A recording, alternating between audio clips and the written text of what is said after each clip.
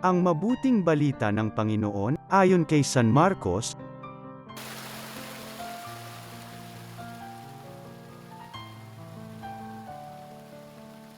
Noong panahong iyon, muling pumasok si Jesus sa sinagoga, at naratnan niya roon ang isang lalaking patay ang isang kamay.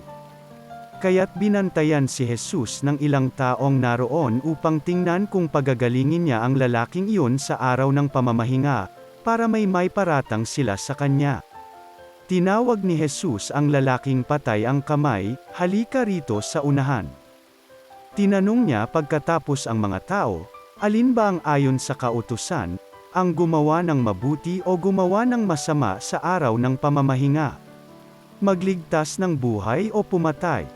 Ngunit hindi sila sumagot. Habang tinitingnan ni Jesus ang mga taong nasa paligid niya, galit at lungkot ang nabadha sa kanyang mukha, dahil sa katigasan ng kanilang ulo. Bumaling siya sa lalaki at sinabi, "Iunat mo ang iyong kamay."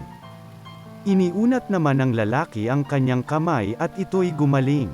Umalis ang mga Fariseo at nakipagsabwatan sa mga kampo ni Herodes upang ipapatay si Jesus. Ang mabuting balita ng Panginoon.